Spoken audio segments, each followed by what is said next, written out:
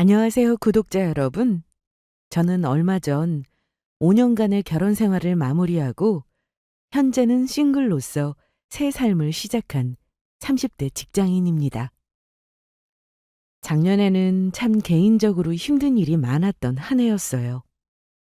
이혼도 했지만 무엇보다 사랑하는 친정아빠를 보내드려야 했던 일이 가장 힘들었거든요. 지금이야 어느 정도 주변 정리가 된 상황이지만요. 처음에는 잘해주던 남편이었어요. 하지만 결국 알고 싶지 않았던 남편의 실체를 알게 되었고 결혼 생활에 대한 제 믿음은 무너져 버렸습니다.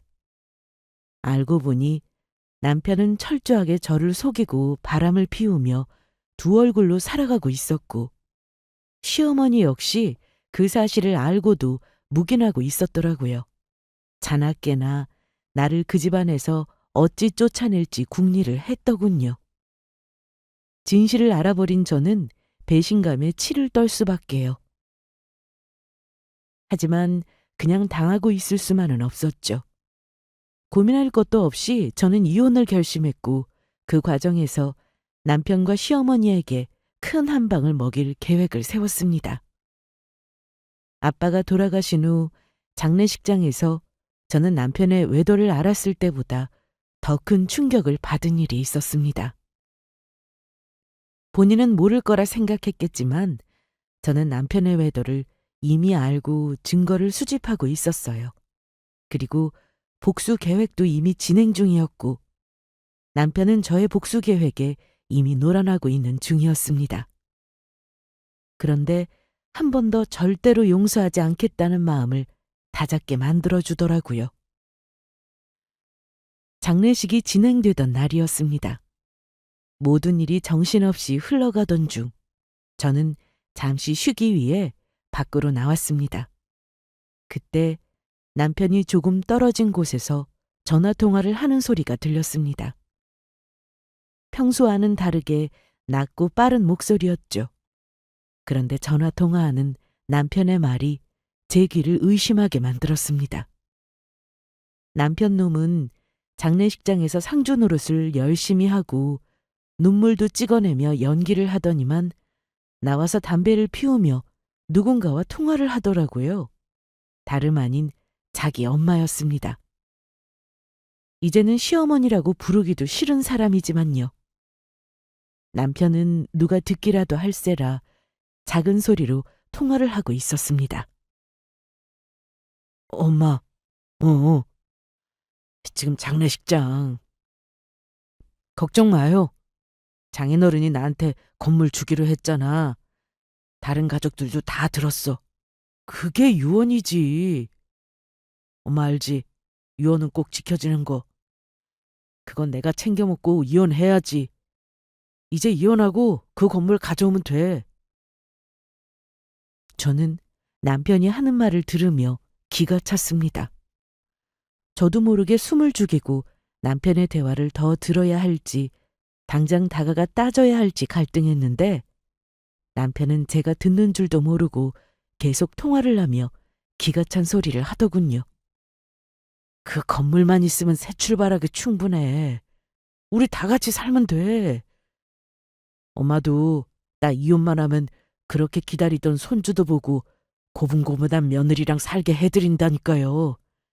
그래도 내가 돈 보고 결혼한 여자인데 이혼당하고 무일푼으로 나올 순 없잖아. 나오더라도 뭐 하나는 챙겨야지. 다행히 장인어른이 나 믿고 건물 주신다니까 말이야. 엄마, 내 말 믿고 조금만 참아요. 혹시나 그 사람 들볶지 말고. 사실 남편이 바람만 피운 게 아니라 나를 털어먹을 생각도 하고 있겠구나 하고 짐작은 하고 있었습니다. 하지만 직접 구체적인 계획을 들으니 정말 열받더라고요. 하지만 저는 남편 앞에 나서서 따져 묻는 대신 말없이 돌아서면서 다짐했습니다. 절대로 당신 계획대로 될 일은 없을 테니 꿈 깨라 하고 말이죠. 그 뒤로 어찌 되었는지 궁금하시죠? 결국 저는 남편에게서 받은 상처를 2배로 갚아주며 저만의 방식으로 복수를 하고 결혼 생활을 끝냈습니다. 부부 사이의 믿음을 저버린 대가가 얼마나 큰지 다른 분들도 아셨으면 좋겠다는 마음에 어렵지만 저의 개인적인 이야기를 여러분께 들려드리려 합니다. 제가 연달아 힘든 일을 겪으면서도 제 자신을 잃지 않고 버틸 수 있었던 이유는 친정아빠가 돌아가시기 전 마지막으로 저에게 남긴 말씀 덕분이었습니다. 아빠는 암 말기 투병을 하시다가 나중에는 결국 항암을 포기하고 가족들과 시간을 보내고 싶다며 호스피스 병동에 들어가셨습니다.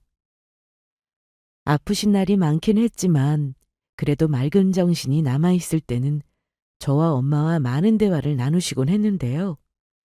그런 날은 저도 아빠 손을 꼭 잡고 아빠가 하시는 말을 경청했습니다. 그날이 마지막일 수도 있다는 생각을 늘 하면서 저와 엄마는 아빠 곁을 지켰어요.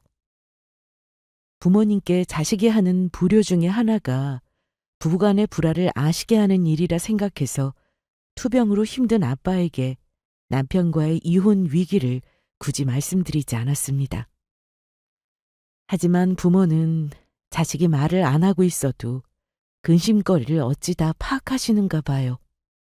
제가 힘들어하고 있을 때 딱 알아보시고는 저에게 이런 말씀을 하시더라고요. 딸, 아빠가 살아보니 생각보다 인생이 참 짧더라. 이렇게 금방 끝이 나려고 하는 걸 보니 더더욱 그렇구나. 그런데 우리 딸, 얘가 힘들다고 주저앉아 있으면 안 되잖아. 아빠는 얘가 어떤 선택을 하든 그저 씩씩하고 당당하게 살아가길 바란단다. 아빠가 해줄 수 있는 건 해줄 테니까 너무 혼자서만 끙끙 앓고 감당하려고 하지 마. 제가 눈물만 뚝뚝 흘리며 뭐라 답을 못하고 있으니 아빠는 말을 안 해도 저의 마음을 다 안다는 듯 덧붙이셨습니다. 이혼을 하더라도 절대 부끄러워하지 말고 스스로의 인생을 책임지고 살아가라. 아빠는 하나뿐인 우리 딸이 행복하게 살길 바래. 이혼을 하든 재혼을 하든 아이가 없든 얘가 하고 싶은 대로 살았으면 좋겠다. 얘 인생은 얘가 만드는 거야. 절대 누군가에게 휘둘리면서 살 필요 없는 거야. 아빠 말 알아듣지? 이렇게 말씀하시며 저에게 힘을 주셨어요. 하지만 단순히 말씀만 하신 건 아닙니다. 실제로 제가 이혼할 때 당하고만 있지 않도록 돌아가시기 전 저에게 아빠로서 하실 수 있는 최대한의 도움을 주셨어요. 아빠가 돌아가시기 전 하신 말씀은 마치 제게 남긴 마지막 유언 같았어요. 그때 다짐했습니다. 아빠가 바라시는 것처럼 제 인생을 잃지 않고 어떤 일이 있어도 꿋꿋하게 살아가겠다고 말이죠. 그래서 남편의 배신과 시어머니의 모진 말들 속에서도 저는 끝까지 버틸 수 있었습니다. 결국 저는 이혼을 선택하게 되었지만 아빠가 말씀하신 것처럼 당당하게 그 결정을 내리고 제 인생을 다시 시작했으니 이 정도면 아빠의 유언은 잘 지키고 있는 셈이겠죠? 아빠는 무남동료 외동딸인 저와 혼자 남을 친정엄마 걱정을 많이 하셨을 겁니다. 그래서 저는 남편 때문에 많이 힘들었어도 제 걱정에 눈도 제대로 못 감으실 친정아빠와 남아 계실 엄마 생각에 이 악물고 버텼던 것 같아요. 제 결혼 생활이 처음부터 지옥 같았던 것은 아닙니다. 결혼 초반에는 저도 누구보다 다정하고 따뜻한 남편 덕에 아이 없이도 행복한 가정을 꾸리며 잘 지냈습니다. 남편은 연애할 때부터 항상 저를 웃게 하는 유머 감각 있는 사람이었고 무슨 일이 있어도 늘 저의 든든한 편이 되어주는 사람이었죠. 그런 남편을 보며 저는 이 사람과 함께라면 평생을 함께할 수 있겠다고 믿었고 그 믿음 하나로 결혼 생활을 이어왔습니다. 남편과 저 사이에 뜻대로 안 되는 게 하나 있었다면 그게 바로 아이 문제였습니다. 어쩐지 남편과의 사이에서는 아무리 노력해도 아이가 잘 들어서지 않았어요. 당연히 병원도 다녀보고 했지만 두 사람 건강에 큰 문제는 없다고 했습니다. 시댁에서도 처음에는 손주를 기다리시면서 직접적으로 언급은 하지 않았습니다. 하지만 2년이 흐르고 3년이 흐르면서 아이 소식이 없자 시어머니가 슬슬 아이 문제로 딴지를 걸기 시작하셨죠. 하지만 남편은 늘 저에게 자기는 아이가 없어도 저 하나만 있으면 된다는 말을 하며 제 마음을 편하게 해주었어요. 그래서 시어머니가 아이 문제로 눈총을 주고 잔소리를 해도 저는 남편만 믿고 버틸 수 있었습니다. 시어머니는 우리 부부 사이에 아이가 잘 안 생긴다는 걸 아시고는 상처 주는 말을 서슴지 않고 하셨던 분이세요.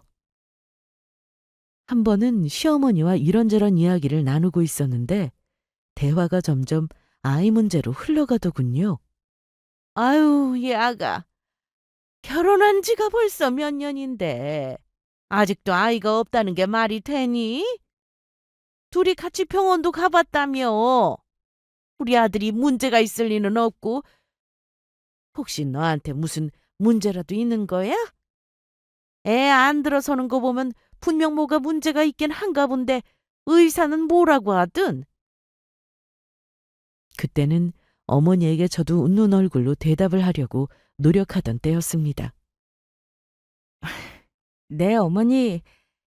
저희도 병원도 가고 왜 그러는지 알아보고는 있는데 둘 다 몸에 특별한 이상은 없다고 하더라고요. 조금만 더 노력하면서 기다려 보려고요. 글쎄, 난 도저히 이해가 안 간다. 다른 집 며느리들 보면 톡톡 애도 잘 가지고 낳기만 잘하는데 너는 왜 이렇게 소식이 없는 거야? 조금만 있으면 30 중반인데 나이도 나이잖아. 우리 집안 대를 이을 손주가 언제쯤 태어날지 다들 걱정이 이만저만이 아니야. 어머니 직접적인 말씀에 큰 상처를 받았지만 늘 그래왔듯이 조용히 참으려고 했습니다. 그런데 그 순간 주방에서 듣고 있던 남편이 나와 우리 사이에 끼어들었습니다. 엄마, 제발 그런 말씀은 그만하셔요. 애가 뭐 우리 맘대로 되는 문제도 아니고 우리는 이미 애 없어도 행복하게 잘 지내고 있잖아요. 애가 꼭 있어야 행복한 건 아니잖아요.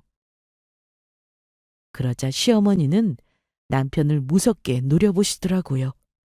세상에, 너 큰일 날 소리 하지 말어. 지금 네가 무슨 말을 하는지 알고 있니? 우리 집 조상님들이 들으면 천인공노할 소리를 하고 있어, 이놈이.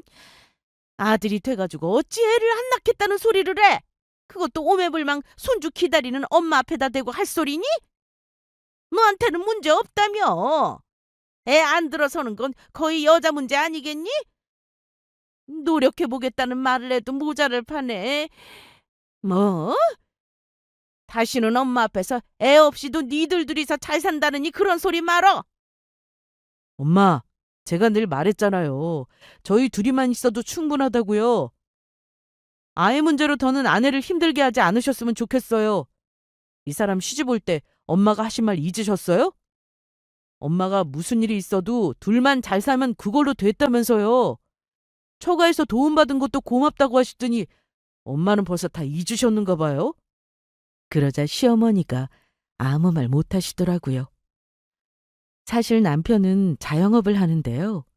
시댁보다 저희 친정이 여유가 많은 편이라 결혼하면서 사실 친정에서 받은 게 많았거든요. 남편이 사업 위기로 결혼을 미룬다고 할 때도 저는 아빠 건강 때문에 미루고 싶지 않았는데 다행히 아빠가 도와주셔서 고비를 넘긴 적도 있습니다.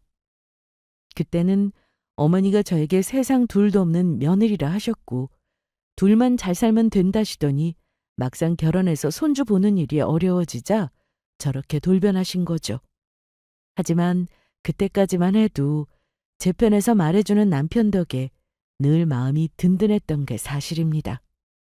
어머니는 친정 돈 얘기만 나오면 꼬리를 내리시면서도 꼭 한마디 거드셨습니다.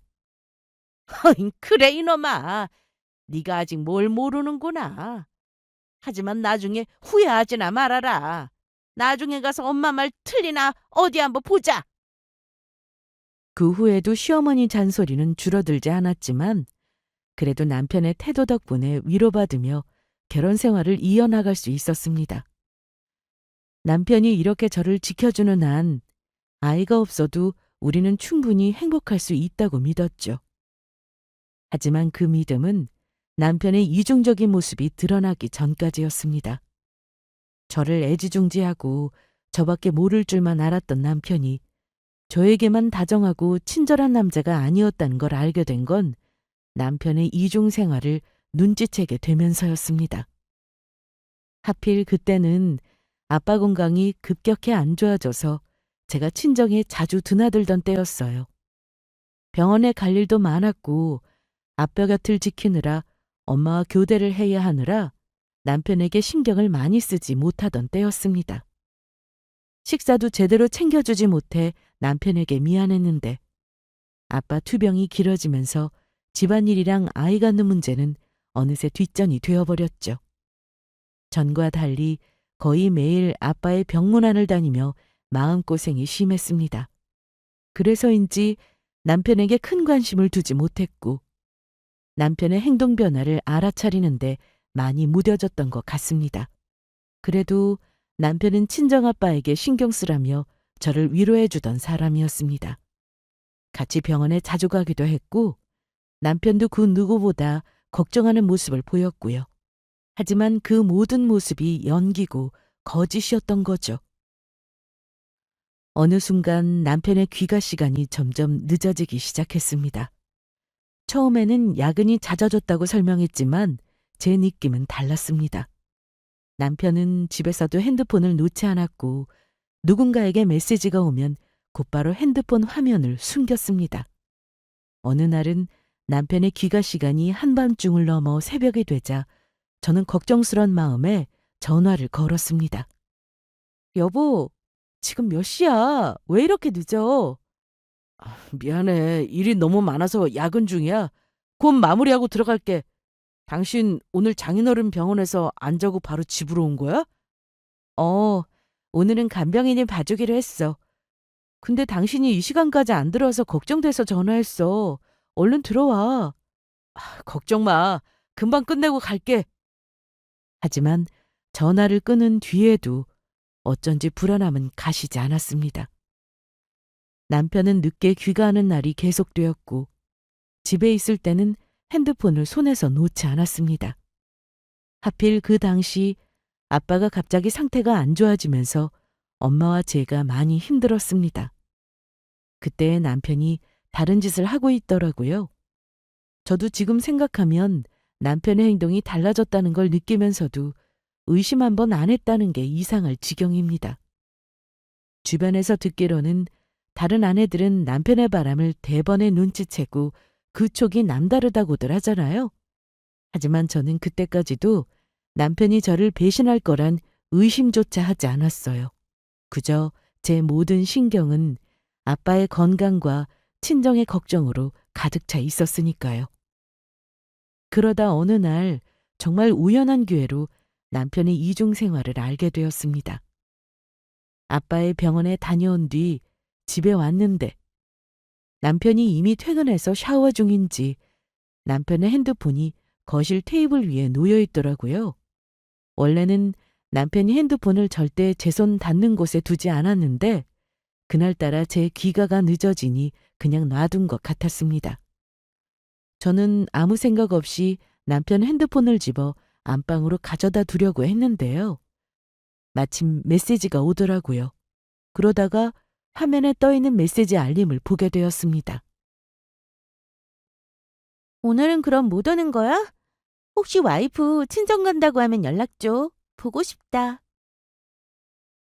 이건 누가 봐도 이상한 문자잖아요? 동성 친구나 회사 동료끼리 주고받는 문자는 절대 아니었습니다. 그 문자를 보자마자 머릿속이 하얘지고 심장이 쿵 하고 내려앉은 기분이었어요.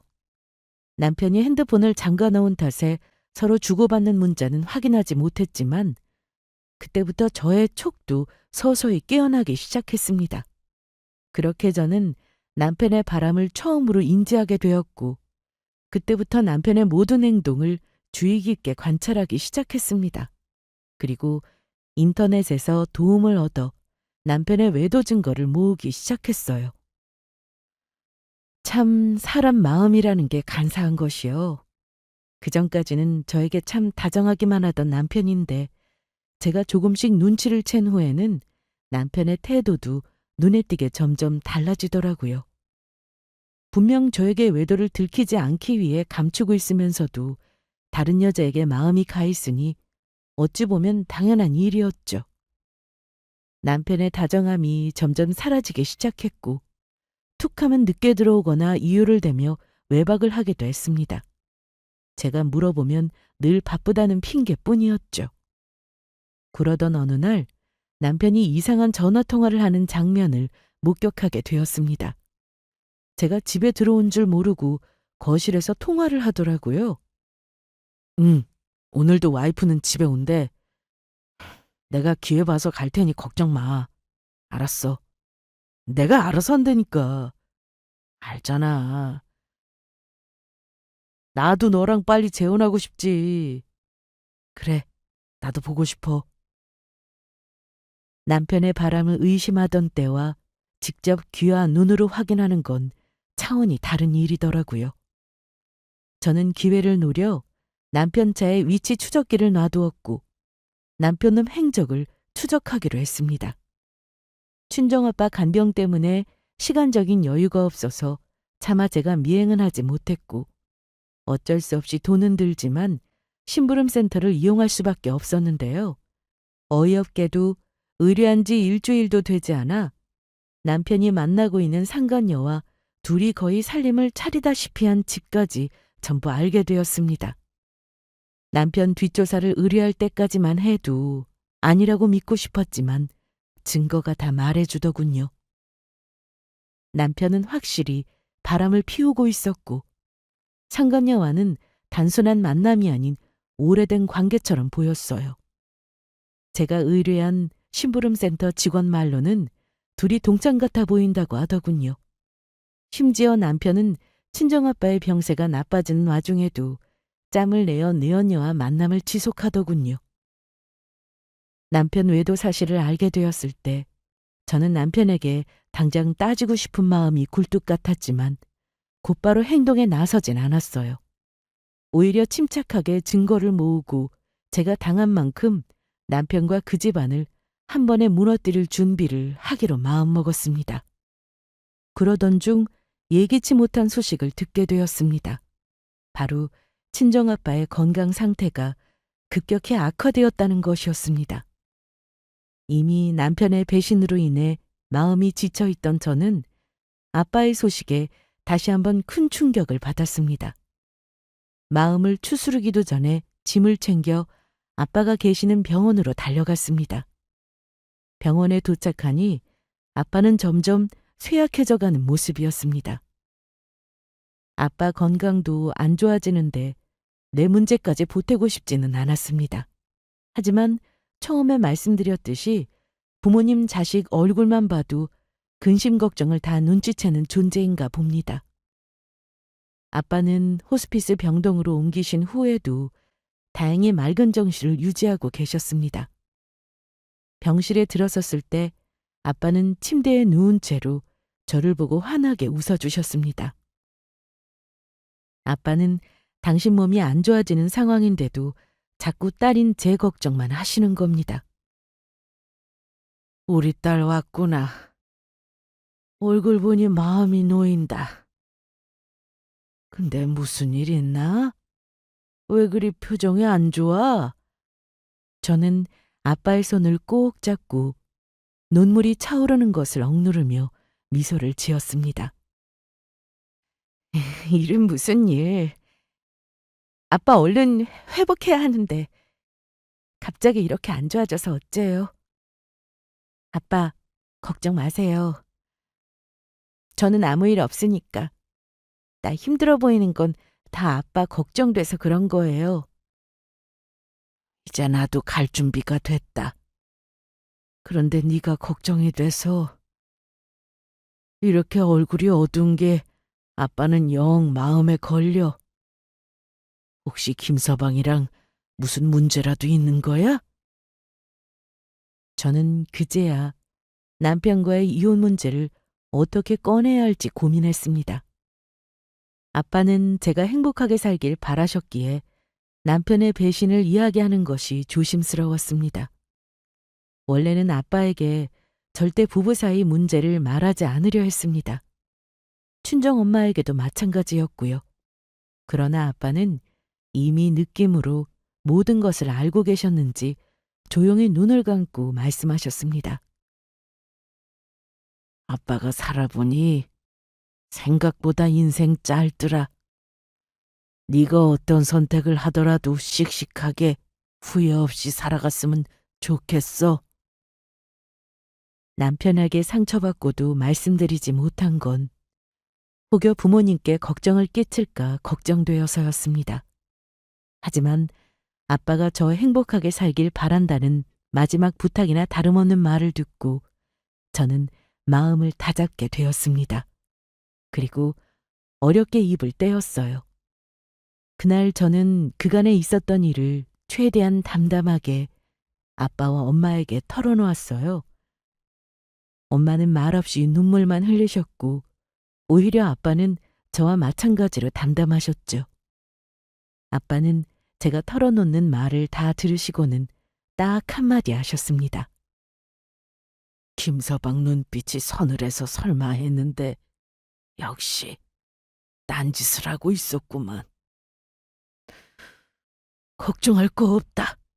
그런 놈은 마음 아파할 가치도 없는 놈이야.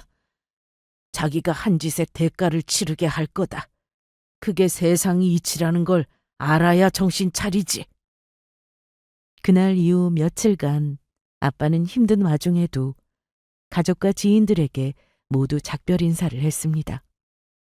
그렇게 맑은 정신으로 인사를 나눌 수 있는 것도 복이라며 의사 선생님이 격려를 해주시더라고요. 하지만 작별의 날은 결국 다가오더군요. 아빠의 임종이 다가오면서 가족들은 병실에 모였습니다.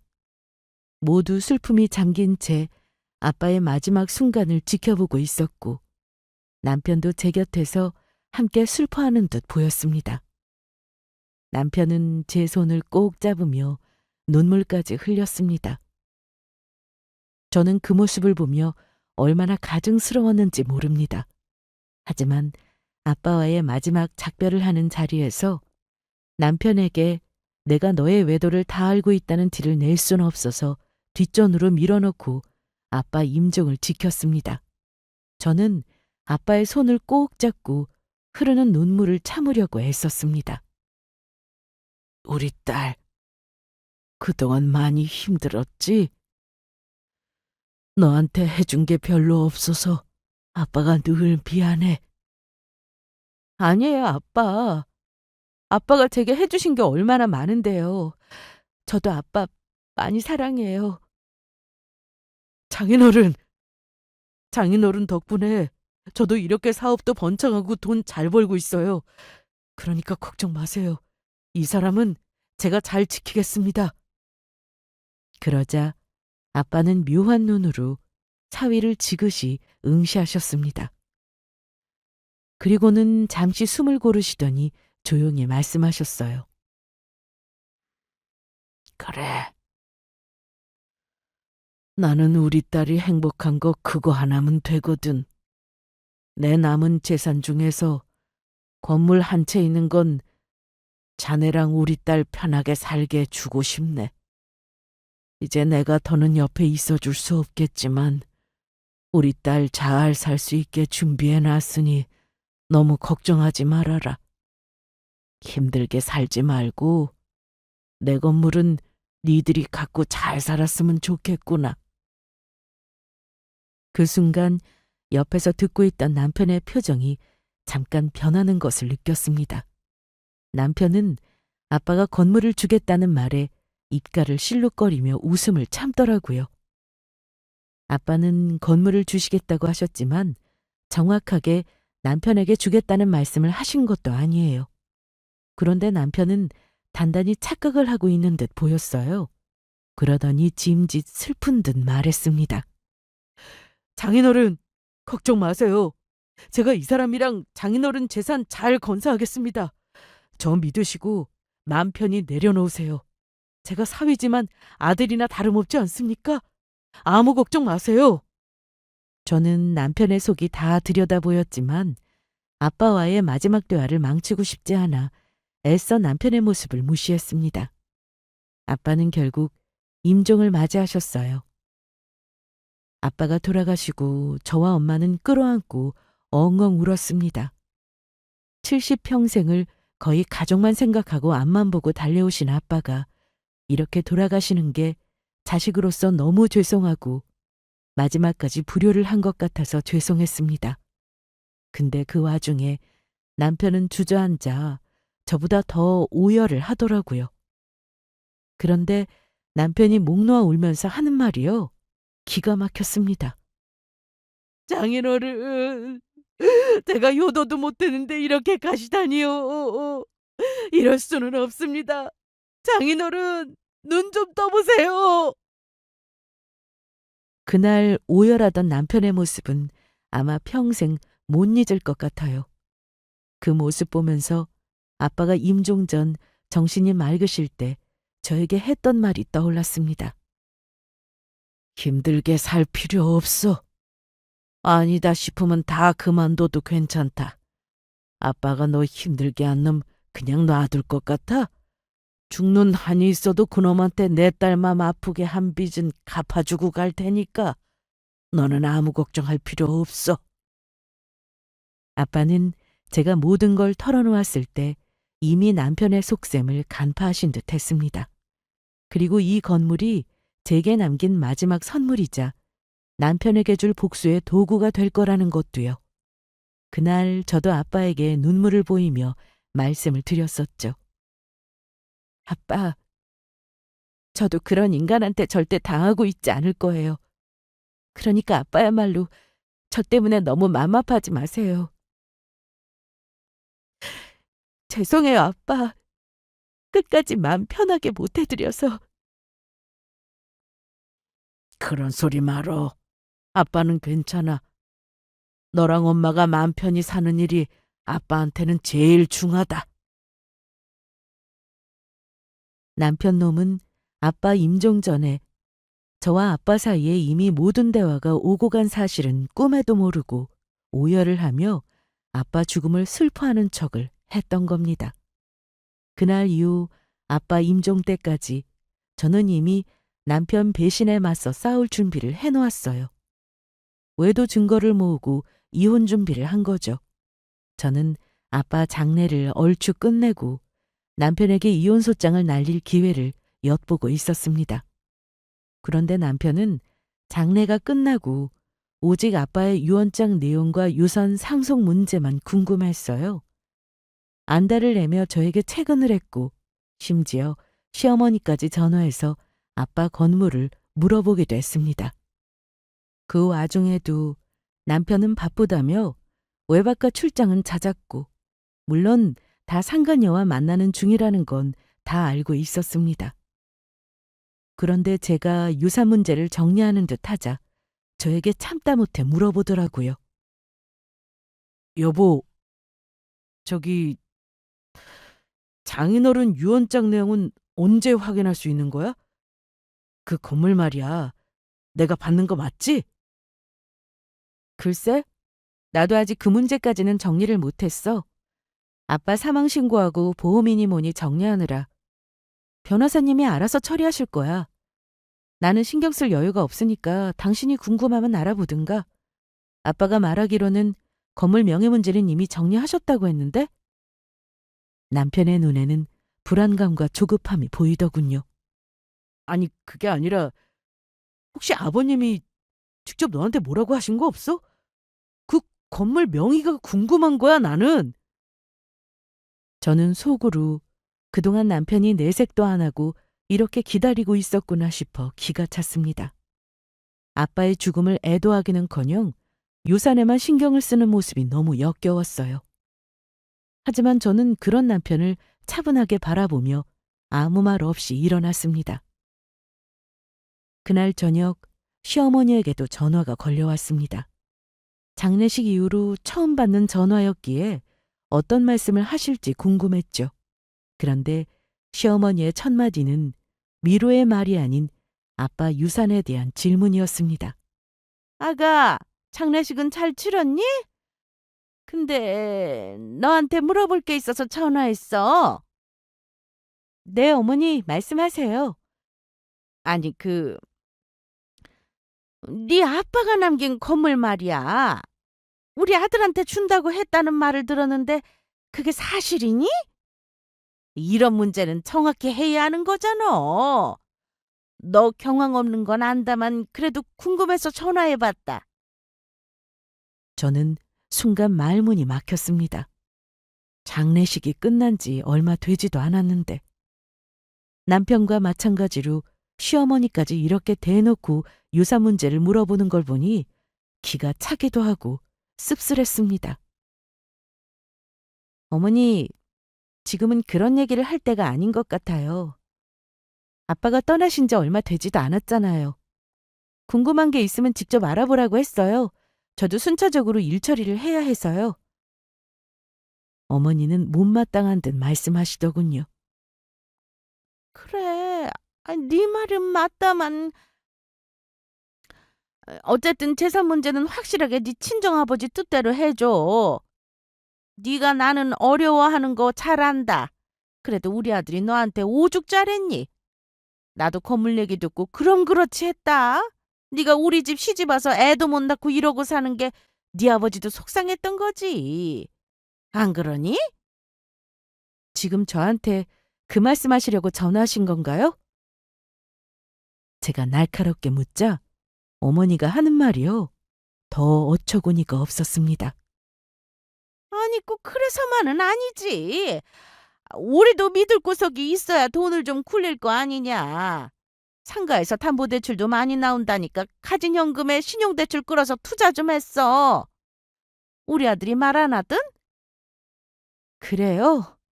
저는 몰랐네요, 어머니. 근데 투자라니요?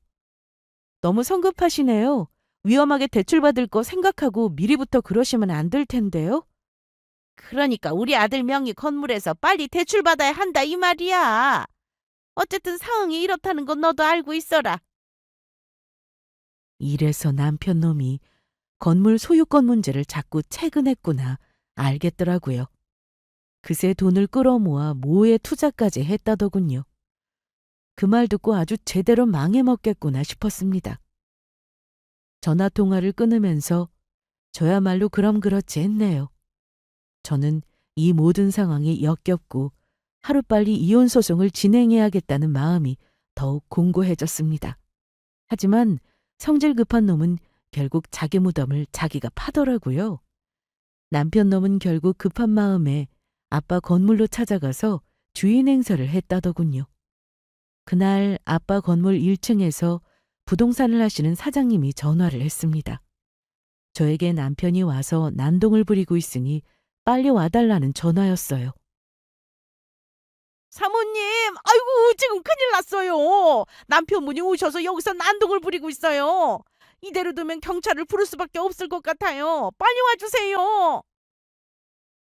깜짝 놀란 저는 곧바로 차를 몰고 아빠 건물이 있는 곳으로 달려갔습니다.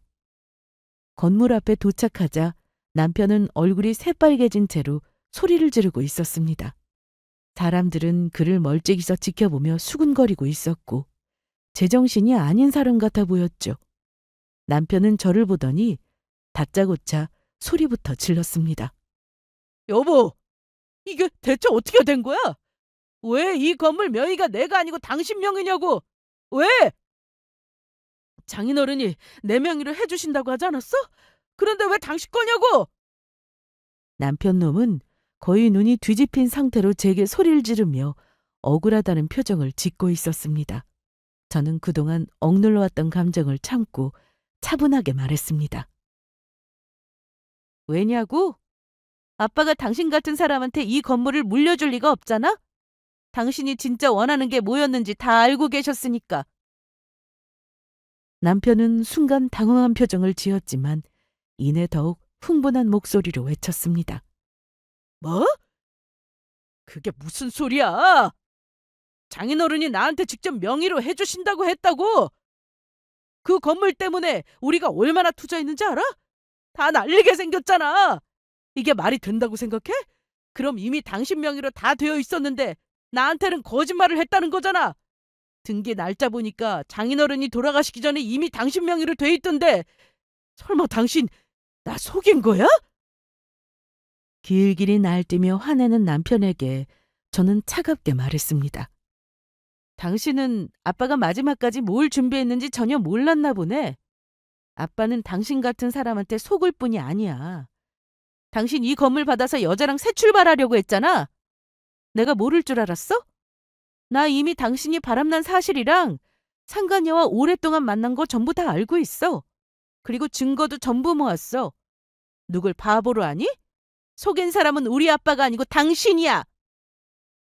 남편의 얼굴이 하얗게 질리더군요. 남편 손은 떨리고 있었고 순간 모든 게 들통났다는 사실에 패닉에 빠진 것 같았습니다. 예상대로 처음에는 부인부터 하더군요. 무슨 증거? 당신 지금 장난치는 거지. 내가 외도 같은 거 했을 리가 없잖아. 당신 나 몰라? 여보, 당신이 어디까지 하는지 모르겠지만 이미 다 정리한 일이야. 어쨌든 내가 지금 당신 옆에 있잖아. 그러지 말고 이 건물 얘기부터 하자.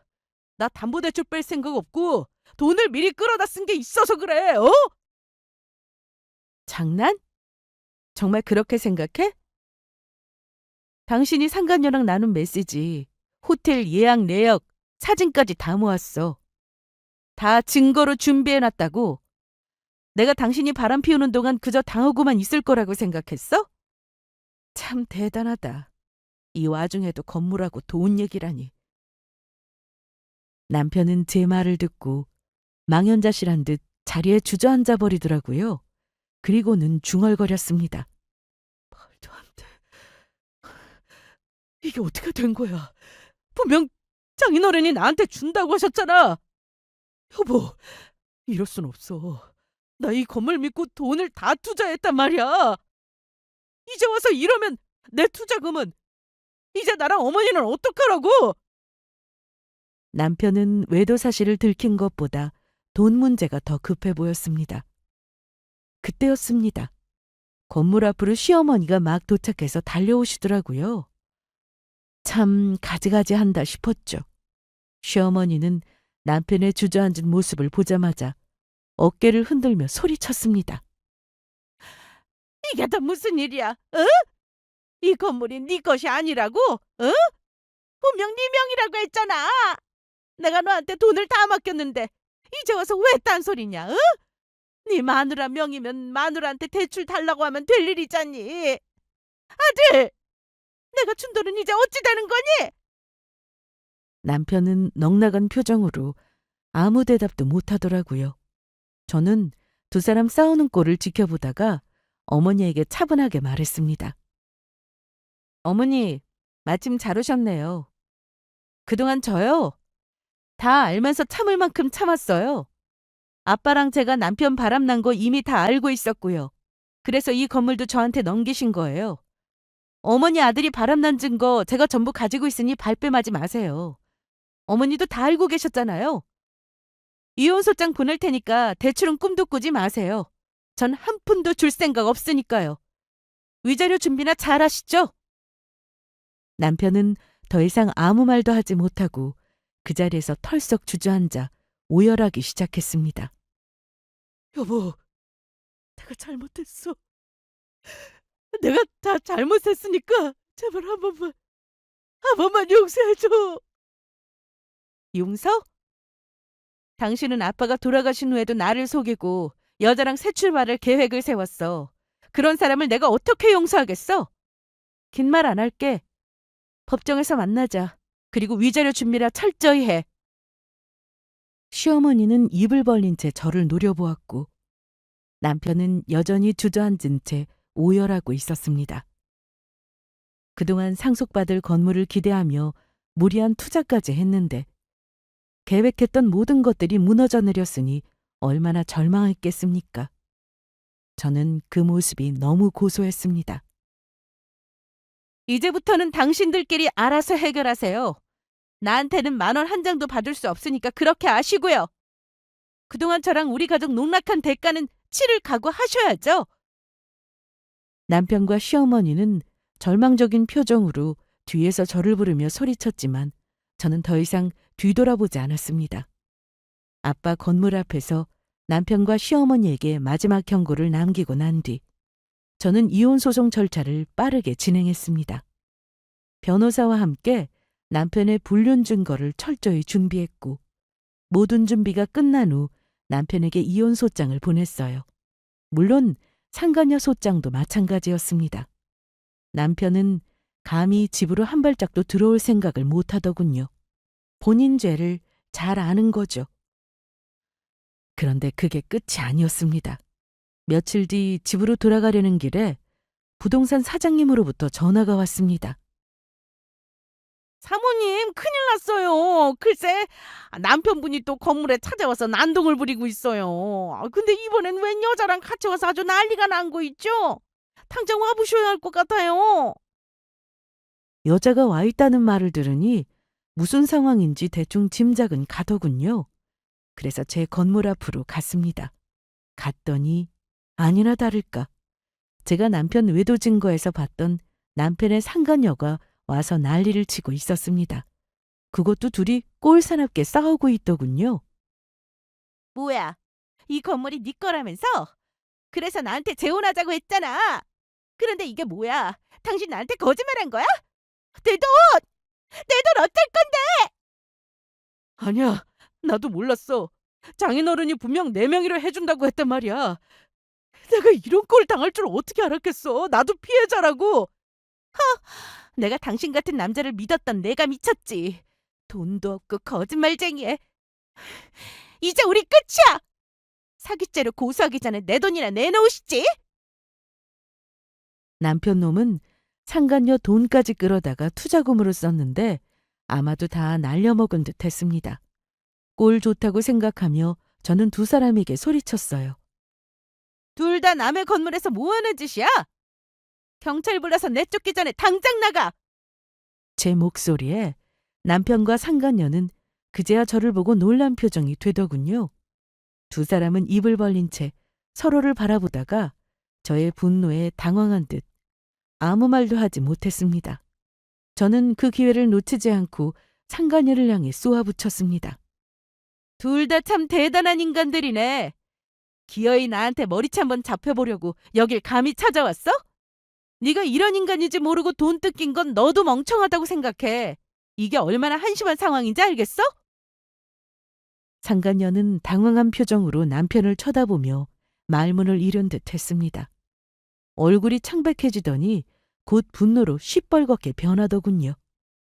아참, 그리고 너한테도 상간소장 조만간 갈 거야. 유부남 꼬셔서 재혼까지 할 생각을 했으니 그 대가는 톡톡히 치러야겠지? 위자료 합의할 생각은 없으니까 돈이나 준비해놔. 무슨 소리야? 나한테 소장을 보내겠다고? 내가 뭘 잘못했다고 이러는 거야? 뭘 잘못했냐고? 유부남과 불륜을 저지른 것도 모자라 재혼까지 꿈꾸면서 남의 인생을 망치려 했잖아? 너도 똑같이 책임져야겠어. 이제 그만 돌아가서 나한테 줄 위자료나 준비해. 남편은 그제야 정신을 차린 듯 저에게 다가와 애원했습니다. 제발 여보, 한 번만 용서해줘. 이 여자 미친 거야. 내가 처리할게. 다 지나간 일인데 이러는 거야. 내 말 믿어줘. 용서 못한다고 이미 말했잖아. 이 꼴을 보게 하고 용서해달란 말이 나와? 당신이 저 여자랑 새 출발 계획을 세운 순간 이미 용서는 없었어. 소장 받았으면 제대로 대응이나 해보시지. 저는 마지막 경고를 남기고 차갑게 돌아섰습니다. 남편과 상간녀는 더 이상 아무 말도 하지 못한 채 그 자리에 멍하니 서 있을 뿐이었습니다. 두 사람의 계획했던 저의 건물과 투자 계획은 전부 물거품이 된 거였죠. 거짓된 욕심이 각자 인생을 망쳤다는 걸 과연 깨달았을지, 아마 끝까지 본인 잘못을 모르고 서로를 탓할 인간들이겠죠. 그날 이후 저는 이혼 소송을 통해 남편과 완전히 결별했고 상간녀에게도 손해배상 소송을 제기했습니다. 법원은 제 편이 되어주었고 저는 위자료와 손해배상을 모두 받아낼 수 있었어요. 그 집안이요? 무리한 투자를 어찌했는지 모르나 다 날려먹고 알거지가 되었다고 들었습니다. 자업자득이죠. 어쨌든 시간은 흐르더라고요. 이혼 소송과 손해배상 청구가 모두 끝난 후에도 한동안은 마음이 편치 않았습니다. 상처받은 기억들이 쉽게 지워지지 않았고 몇 달 동안은 혼자서 조용히 지내며 마음을 추스렸습니다. 하지만 시간이 약이라는 말처럼 매일 조금씩 나아지더라고요. 저도 힘들지만 친구들과 오랜만에 만나 웃고 여행도 다니며 새로운 취미를 찾으려 노력했습니다. 그러니 예전처럼 저도 다시 밝은 사람이 되었어요. 앞으로 아빠의 유산을 잘 관리하며 친정엄마랑 여행도 다니고 재미있게 살려고 합니다. 사실 살면서 누구나 이혼은 남의 일이고 드라마 속에서나 일어나는 이야기라고 생각하죠. 저 역시 그랬으니까요. 하지만 이렇게 제가 드라마 같은 사연의 주인공이 될 줄은 정말 몰랐습니다. 인생은 정말 예측할 수 없는 일들의 연속인가 봅니다. 지금 고통스럽고 견디기 힘든 일이 있어도 결국 그 시간들은 지나가고 새롭게 시작할 기회가 온다는 걸 여러분도 꼭 기억해 주세요. 이혼은 끝이 아닌 새로운 시작이라는 걸 깨닫고 저는 이제 과거를 뒤로하고 제 인생을 다시 살아가려고요. 저의 이 사연을 듣고 조금이나마 위로를 받으셨다면 혹은 힘을 얻으셨다면 그것만으로도 저는 감사한 마음입니다. 앞으로 더 밝고 행복한 삶을 위해 저도 최선을 다할 거예요. 구독자 여러분들도 각자의 자리에서 행복을 찾으시길 바랍니다. 끝까지 제 사연 경청해 주셔서 감사합니다.